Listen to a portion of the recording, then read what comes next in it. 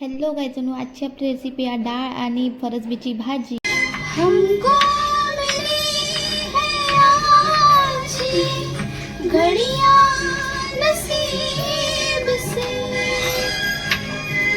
जी भर के देख लीजिए हमको करीब से,